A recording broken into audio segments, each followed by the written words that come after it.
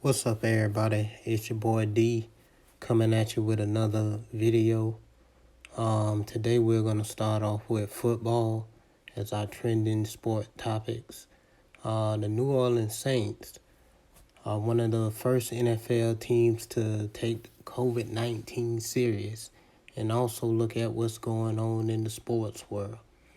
They are renting out a hotel for their off-season camps this year, and they're looking at it as their own bubble.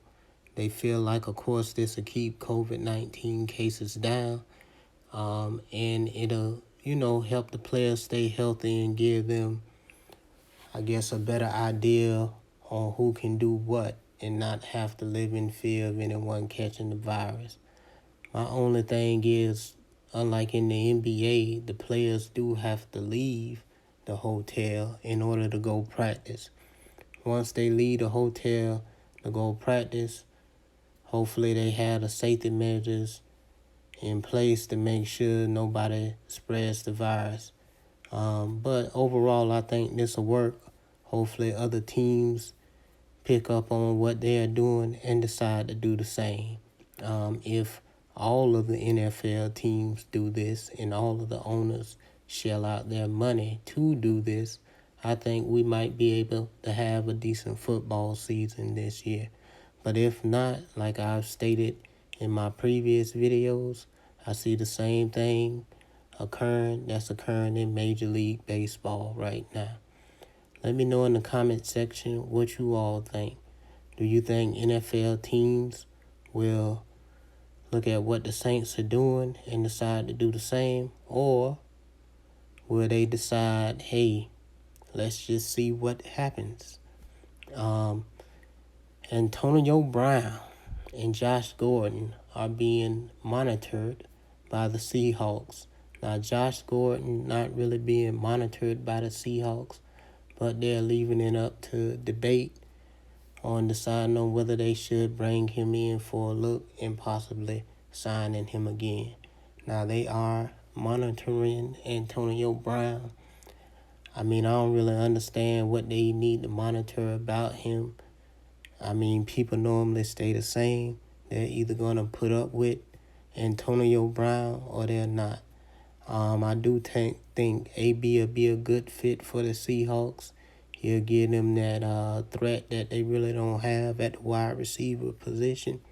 And I think he'll also take some pressure off of Russell Wilson.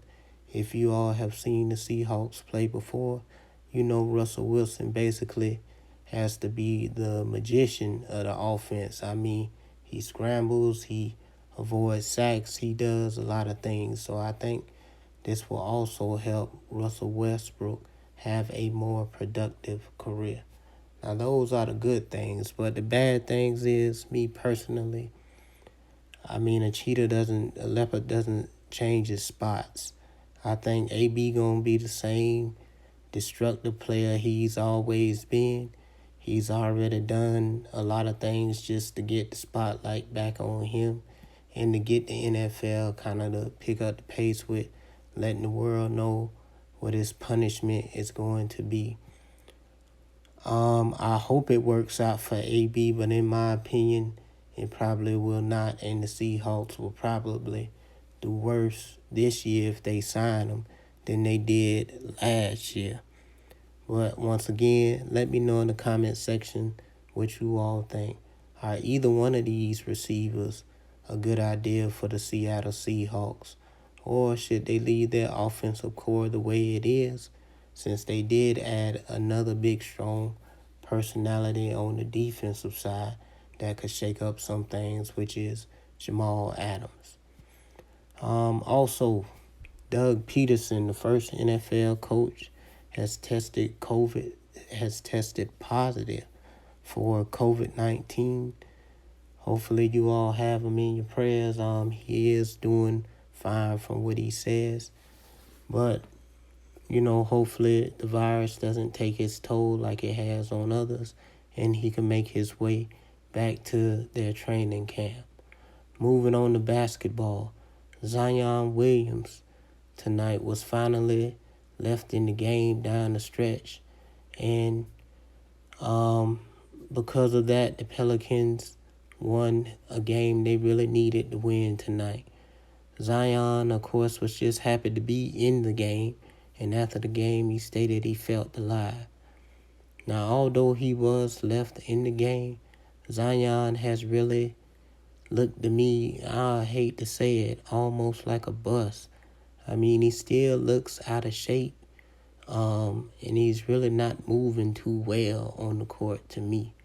I do think he still has a promising career, but I really don't think this season we're going to see him reach his full potential just because of the time he's missed, the weight factor, and the lack of playing time.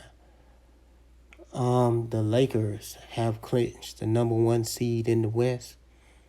Now, although this is headline news since they're playing in Orlando and in a bubble, to be honest, I don't really think seeds will play a big factor in this year's playoffs.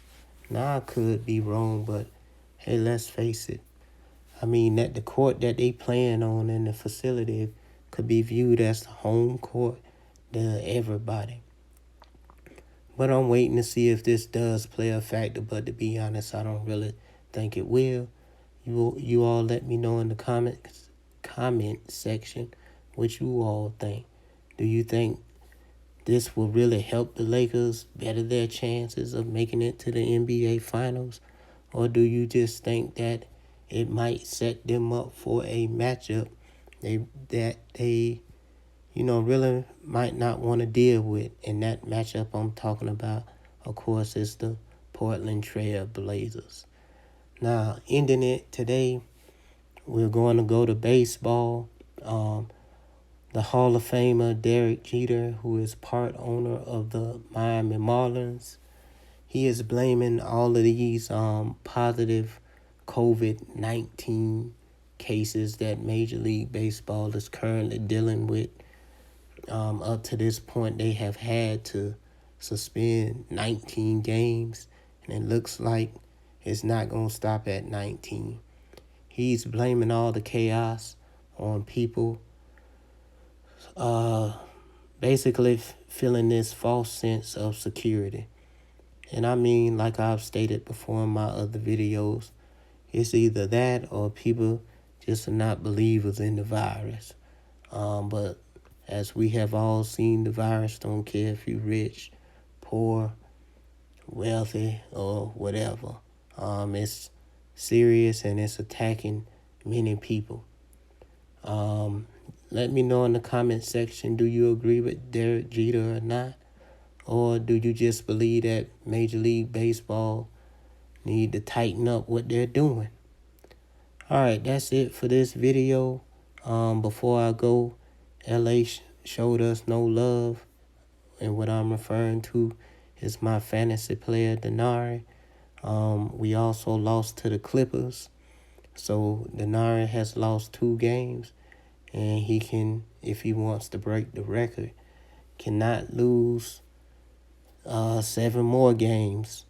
Hopefully you all watch to the end of the video, and also hopefully you like, subscribe, hit the notification bell, tell a friend. Please, please, please help me reach this goal of making this channel monetized, and I'm really hoping you all enjoy the gameplay. It's your boy D once again, and I'm out. Peace.